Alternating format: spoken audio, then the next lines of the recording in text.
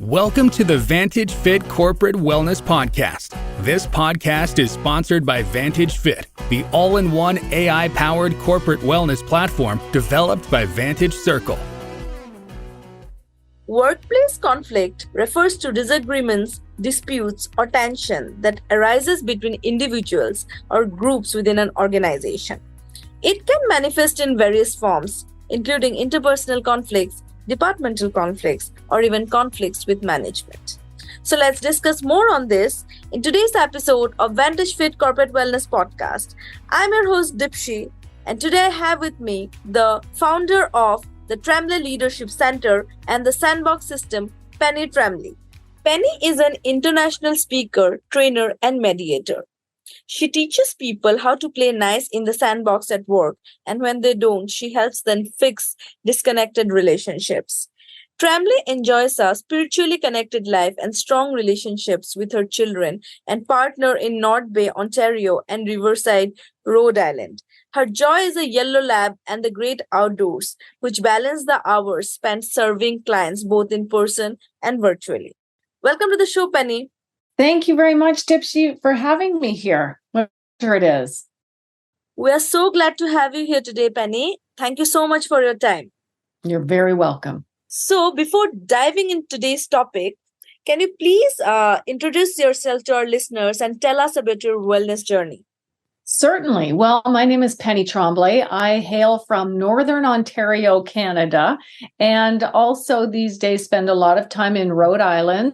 I'm a workplace relationships expert, and what gives me the privilege of that title is I have been working with work teams for decades, mostly in training, but about 10 years ago, I started doing mediation work because I just wanted to take a deeper dive into workplaces and help people beyond the training that I offer to have difficult conversations as they're needed, or teach them how to be a little bit more assertive, speak up, resolve conflict as it appears. Because when we're in conflict with our colleagues, we aren't well. It's a very stressful time, and it actually costs corporate North America billions and billions of dollars. So it's a problem that I really appreciate resolving and helping others learn to do it so that they don't need me any longer. They can do it on their own.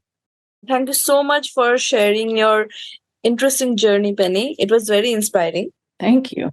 So let's talk about today's topic.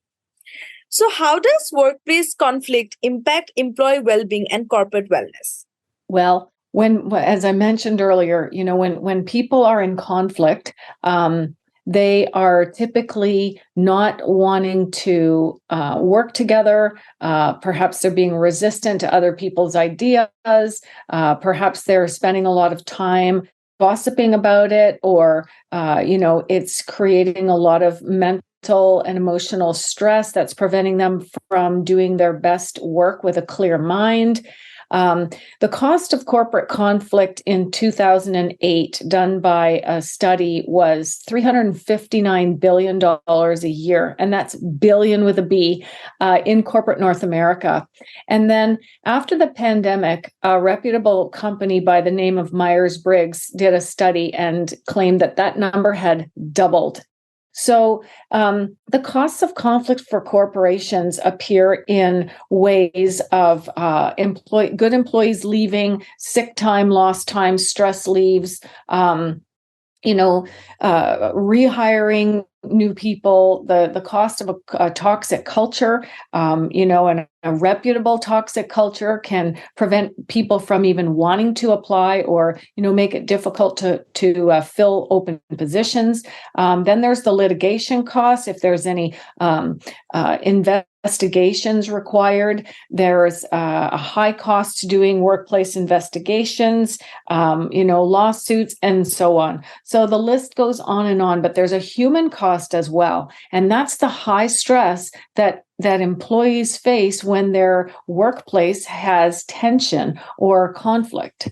Yes, absolutely. And I believe conflicts arise mostly when, as in the workplace, there are people from different personalities, right?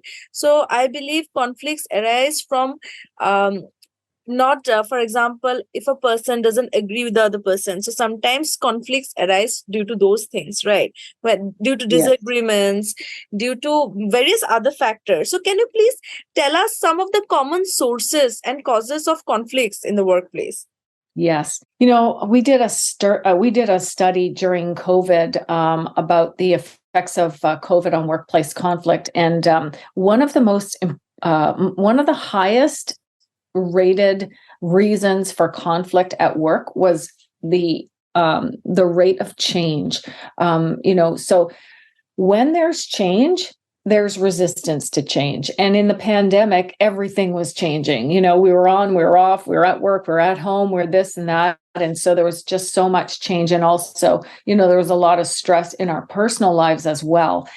So not only are we feeling more stressed at home, we're feeling more stressed at work. Our customers are more stressed. So we're getting the heat, from stressed customers and whatnot. All surrounding the topic of dealing with the change, and the changes. One very common conflict causing issue in workplaces is a lack of integrity of the organizational chart.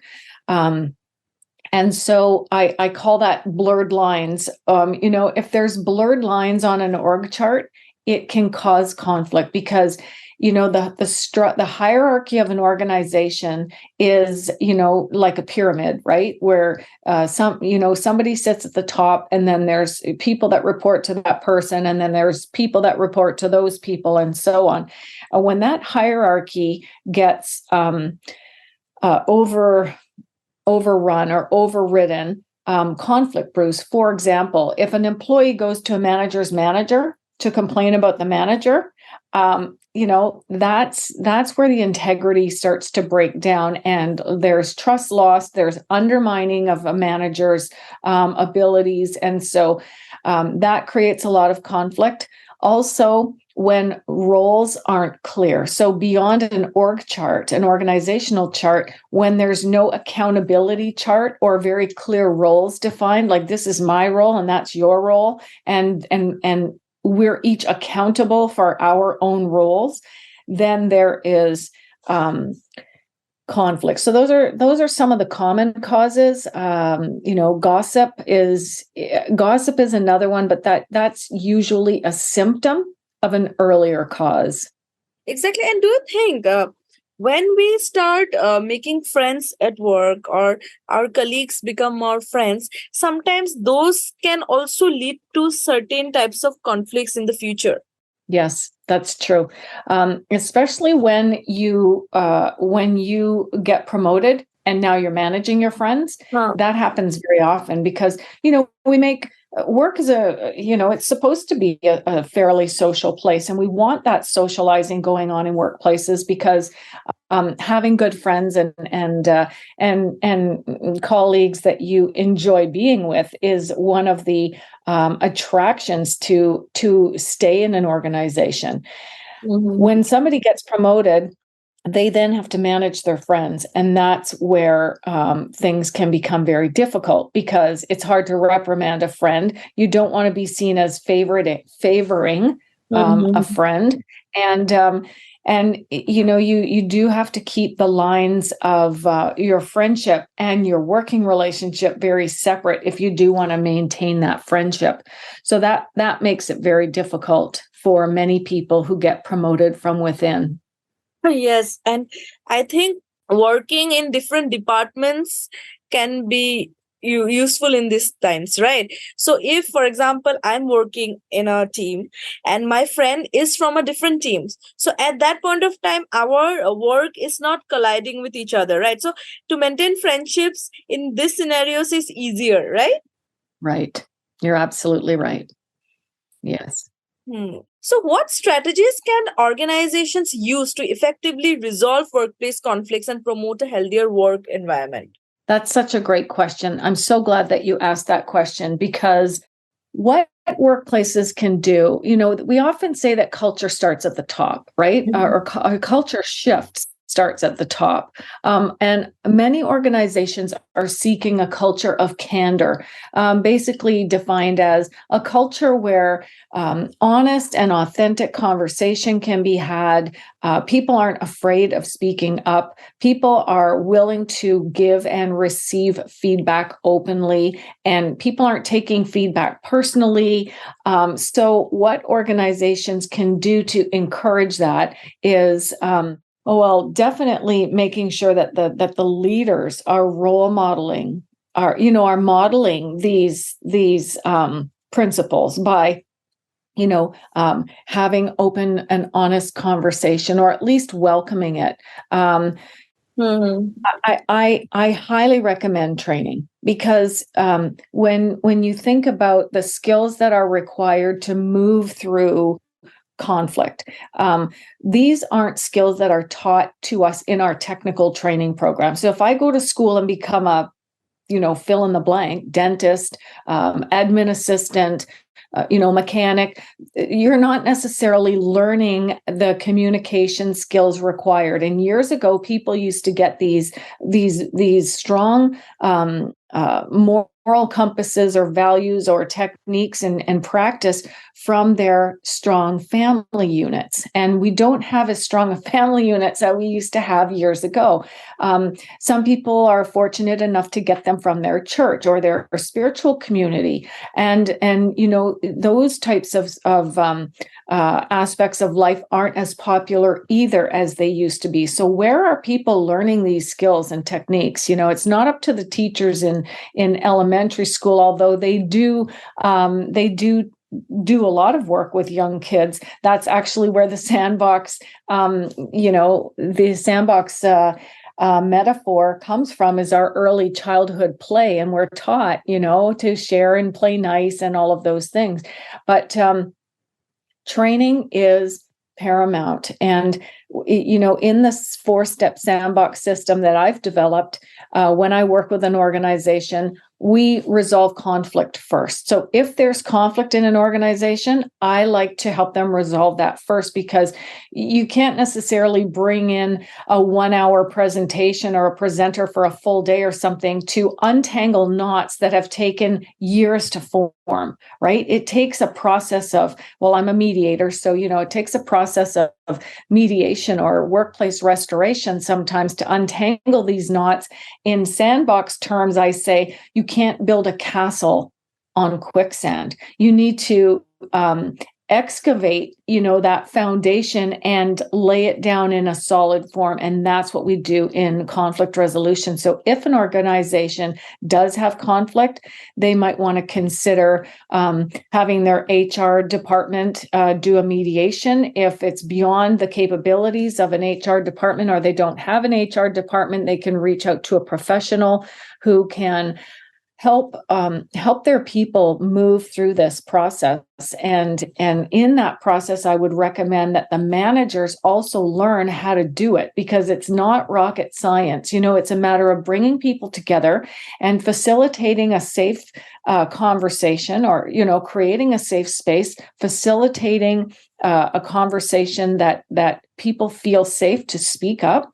And they do a lot of listening to each other, because, if there's one skill that we need to really relate and connect with people, it's the art of listening. Like, not listening with the intention to respond, but really just listening with the intention of seeking to understand the other person's perspective. And you don't necessarily have to agree with it, but you really do want to seek to understand it and let them know what you understand so that they can clarify it. And, even just giving people the space, or like holding a space for people. And when I say holding a space, it's kind of a,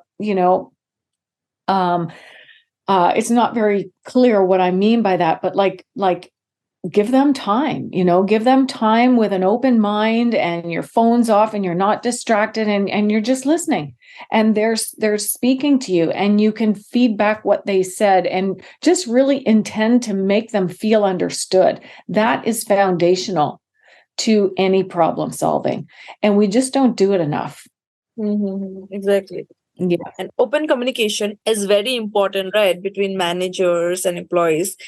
That way, everything is very transparent and people are more encouraged to speak up about their problems with each other, right? That's right.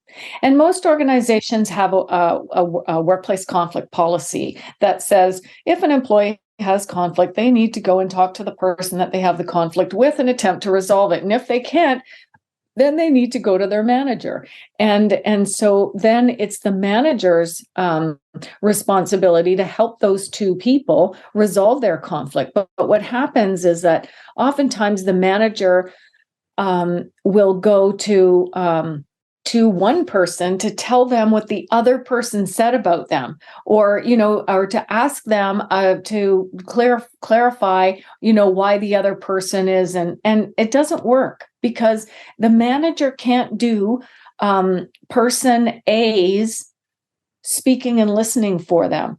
And the manager can't do partner B's speaking or listening for them either. So it's actually, it makes situations worse. So what the manager really should do is bring person A and person B together and sit down and say, let's talk about this. And guide the conversation in a safe way with some ground rules at the beginning that, people are going to be respectful and that they're going to speak and listen to each other. And this is the techniques that we use in mediation. It's also the techniques that I will train managers and supervisors to do so that they can reconnect disconnected team members. Mm-hmm. Absolutely.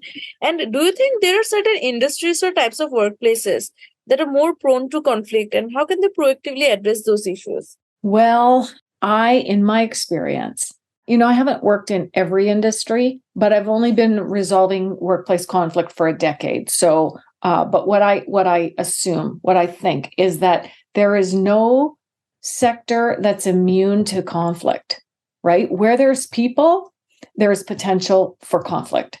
And healthy teams embrace conflict. So we should be learning to welcome conflict and embrace it, because conflict about systems and processes is healthy, right?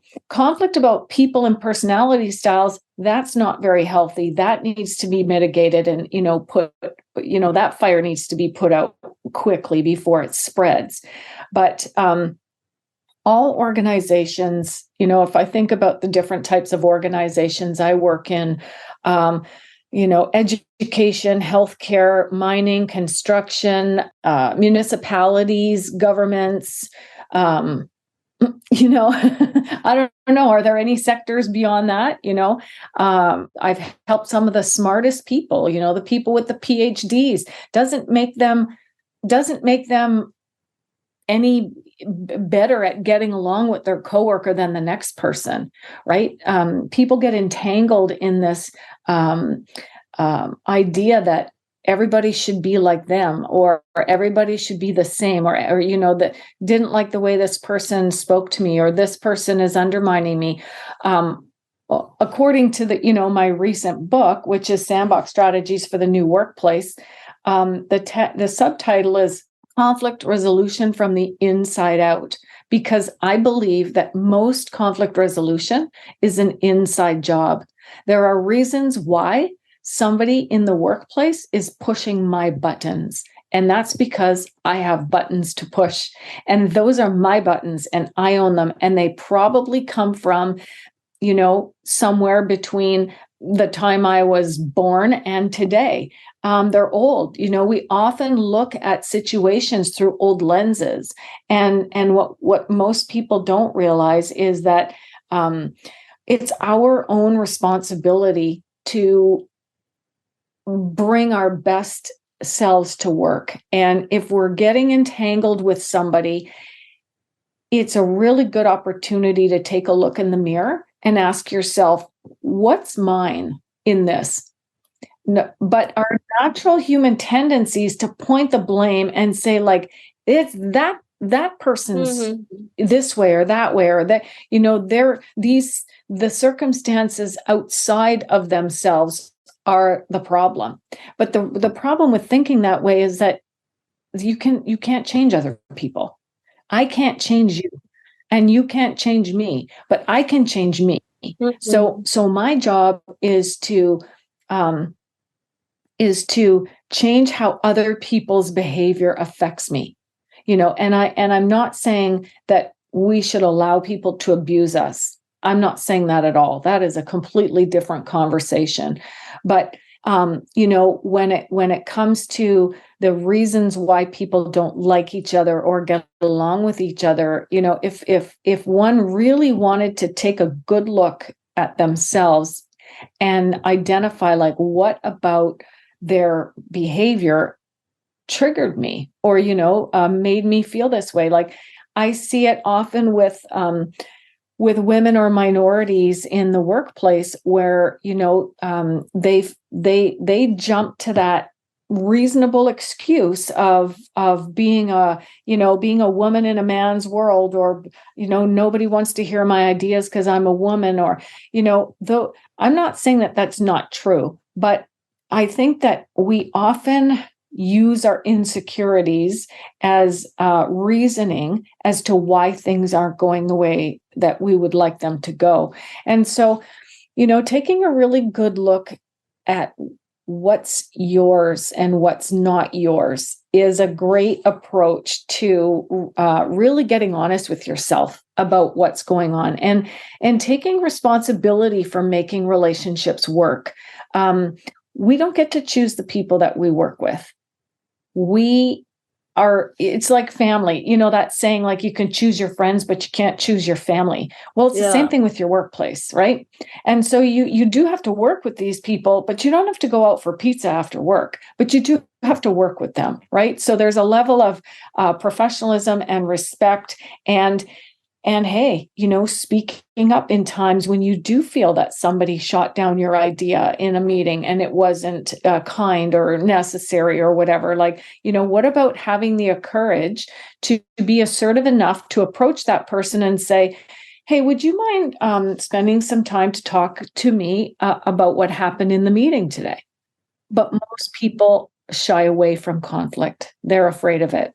Mm-hmm. Exactly. Actually, it makes sense also why so many people, like almost everyone, is scared of conflicts, right? Yeah. Yeah. And nobody wants to get into this kind of conflict, especially when it is at the workplace. That's right. And, the word conflict, it's really a nasty word. Yeah. It almost sounds like combat. And when we think about conflict, we think about war and things that we hear all too often on the news, right? But in fact, point of interest, I couldn't even use those keywords in my digital marketing campaigns. Like Google rejected them. So that's how deep, the word conflict is associated with being negative. But I think that, if we look back in our lives and we recognize some of the adversity that we've gone through with people, with relationships, maybe in the workplace, maybe in the schoolyard, maybe in our families, whatever, we probably could recognize, if we wanted to, that those have been very positive.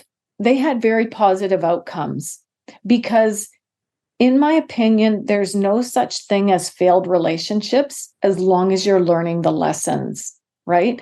And so we are human, we are imperfect, we make mistakes, other people make mistakes. And I think it's through going through those tough times that really strengthens us and helps us be more reflective of ourselves and how we ended up in that position, or how we showed up to that situation or circumstance. And from those things we learn. If you think about your grandmother or your grandparents, you probably notice that they have become very mature in the way that they handle relationships, and that's because they've had so many years of practice. Exactly. initially every relationship, like people, it is very people don't know how to Yes. handle things in what ways, right? But with time and with experience, Yes, they learn a exactly, lot, Dipshi. and Exactly. they exactly know what to do with what, right? Yeah. Okay, Penny. So with this, we almost come to the end of today's session. Thank you so much for sharing your beautiful insights with us. So, last but not the least, would you like to share any more suggestions with our listeners? I would highly recommend buying a copy of my recent book, which is a playful approach to conflict resolution. And I'm not just saying that to, market or upsell or, encourage sales of the book.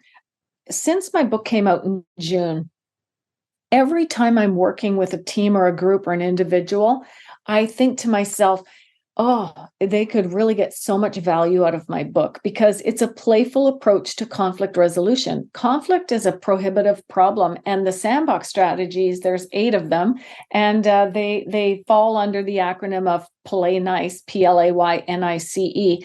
And there's a lot of fun stories and sandbox toys and things like that to help people make sense of this and hopefully encourage them. If somebody doesn't want to buy the book, they can find a lot of resources on my website. The one thing, if somebody says, hey, you have 1 minute, so what can you tell us? The best tool for conflict resolution, is our ears.